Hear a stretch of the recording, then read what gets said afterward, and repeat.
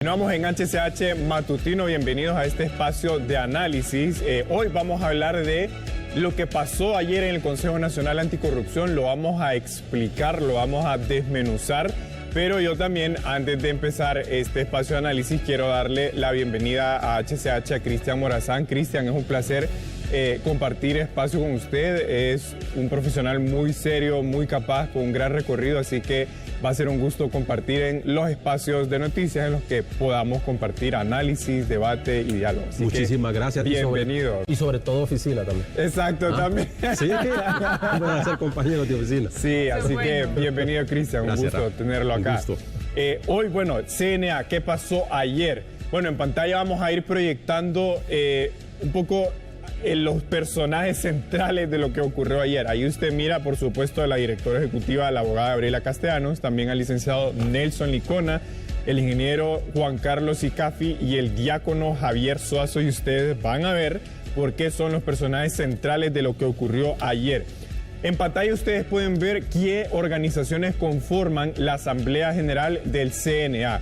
CNA se conforma por una Asamblea General y luego está la estructura institucional que todos conocemos, la Dirección Ejecutiva, la Unidad de Investigaciones, que es la que lleva a cabo las investigaciones que dan paso a las denuncias que siempre solemos ver en medios de comunicación. Ahora, ayer, de todas estas organizaciones, la Confraternidad Evangélica fue la única que no estuvo presente en la asamblea, lo cual dio paso a una asamblea con 9 organizaciones de las que por ley conforman el CNA.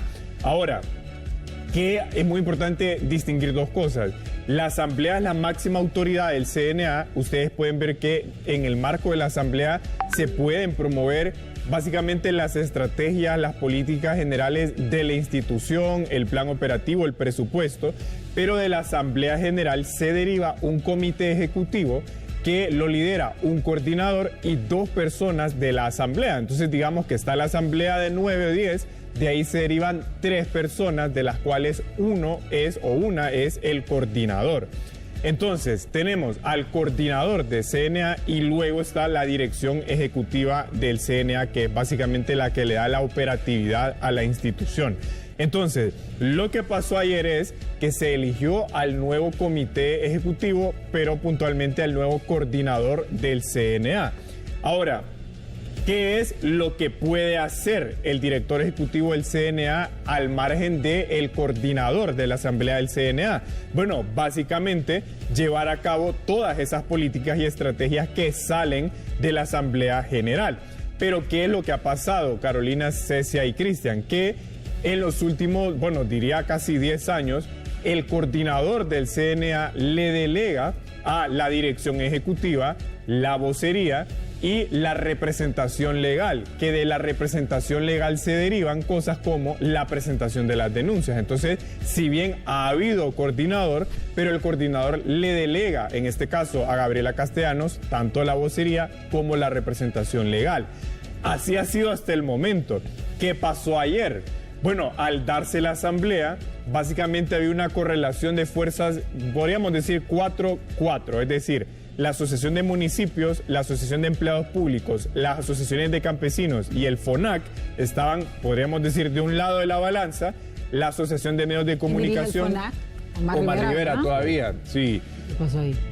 Ajá, bueno. El Consejo Hondureño de la Empresa Privada, el FOPRIDE, la Federación de Organizaciones Privadas para el Desarrollo de Honduras, y la Federación de Colegios Profesionales Universitarios. Ahí tenemos 4 votos contra 4. O sea, 4 para 4 que estaban promoviendo la reelección de Juan Carlos Icafi como coordinador de CNA. Él venía siendo el coordinador en los últimos 4 años del CNA. Entonces había 4 que son COEP, Asociación de Medios de Comunicación, FOPRIDE y la de Colegios Profesionales, que lo propusieron para que continuara. Pero apareció la representación del arzobispado de Tegucigalpa, el diácono Javier Suazo. O sea, la Iglesia Católica. La Iglesia Católica, que propuso a la AMON como el nuevo coordinador. Y cuando, evidentemente si lo propone es porque iba a votar por esa nueva representación en la coordinación, y fue así que 5 contra 4 deciden que el nuevo coordinador del CNA ya no sea el ingeniero Juan Carlos Icafi, sino que sea el licenciado Nelson Licona. Ahora, aquí la controversia que se despertó en el debate público ayer va en dos vías. Por un lado, por las funciones que la ley del CNA le da a la coordinación del CNA, pero tampoco podemos desconocer, pues al final tenemos que entender que son correlación de fuerzas y evidentemente toda correlación de fuerza lleva un componente político, ¿no? Si en todos lados es así. Entonces, la AMON en este caso, por la correlación de fuerzas que derivó de las elecciones generales de 2021, está liderada por el alcalde Nelson Castellanos como presidente de la AMON, que aunque dicho sea de paso, el licenciado Nelson Licona es liberal, ¿no? O sea, ahí hay como una distinción que es preciso hacer. Pero la pregunta aquí entonces va a ser, ¿cómo va a ser la relación del nuevo coordinador del CNA con la directora ejecutiva del CNA en el marco de las funciones que ha tenido la dirección ejecutiva del CNA? Pero por otro lado, en un contexto político electoral en el que, bueno, ya hemos visto la relevancia política que en el sector de la sociedad civil tiene el CNA. Entonces yo creo que ahí va en dos lados el debate público que se despertó ayer. Quien prácticamente dio la votación final fue el arzobispo. El arzobispado. Me llama la atención por los últimos comunicados de la conferencia episcopal. Sí. Es que la decisión está alejada de lo que hemos estado viendo en los últimos meses. Sí. Ahí vamos a tener que y ver. sobre todo que el arzobispo fue quien propuso que fuera la AMON, que la AMON está conectada estrictamente con el Partido Libre. Sí, por la correlación de fuerzas que derivó de las elecciones generales de 2021. El y mismo que tiene señor a Nelson Licona Castellanos. fue Bueno, funcionario. Él fue funcionario en la administración de Mel Zelaya Rosales. Sí, exactamente. Bueno, y el presidente de la AMON actualmente es un alcalde del Partido Libertad de Refundación. Nelson ¿verdad? Castellanos. Entonces, básicamente, ¿cuál es el objetivo? Bueno, entender y poner en contexto legal e institucional lo que ocurrió ayer. Y la pregunta entonces aquí va a ser cómo esto puede cambiar o no la dinámica que se ha vivido en CNA hasta el momento de cara a las elecciones generales. Aquí también ahora el tema va a ser cuidar muy bien la información para que no se filtre. No, así de sencillo. Por un lado, Cristian, pero por otro O para también, que se filtre más rápido. También. Bueno, y les voy a decir una cosa en línea con lo que ustedes acaban de decir. Según la información que yo tengo, cuando se dio la votación ayer, y de hecho ustedes pueden revisar la ley del CNA, dice que el coordinador del CNA va a tener comunicación directa con los titulares de los 3 poderes del Estado.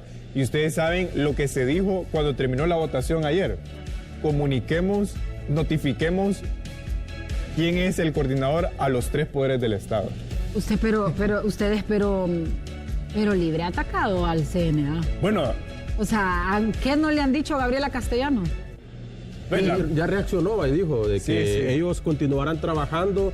Sin embargo, los esperaban. Es que me llama la atención esta decisión del arzobispo, de la Iglesia Católica, sobre todo por los últimos comunicados, el contenido de los comunicados de la conferencia episcopal. ¿Estará respaldado por las máximas autoridades o fue una decisión autónoma? Bueno, yo creo que vamos a tener que esperar ese punto de lo que pueda decir Monseñor José Vicente Nasser, que es el presidente de la conferencia episcopal. Y ojo, no es que esté malo que el señor Nelson Licona, porque, o sea, no es... Sí, al final así se dio la asamblea. Hay que esperar lo que fue un proceso democrático, hay que dejarlo que trabaje. Lo que pasa es que lo acabamos de decir, Libre ha cuestionado mucho el trabajo del CNA, el señor Licona está ligado con el Partido Libre. Es algo que no se venía a ver. Entonces, no hay como coherencia en el hecho de que te critico el organismo, pero te pongo a una persona que esté al frente de la misma. Claro.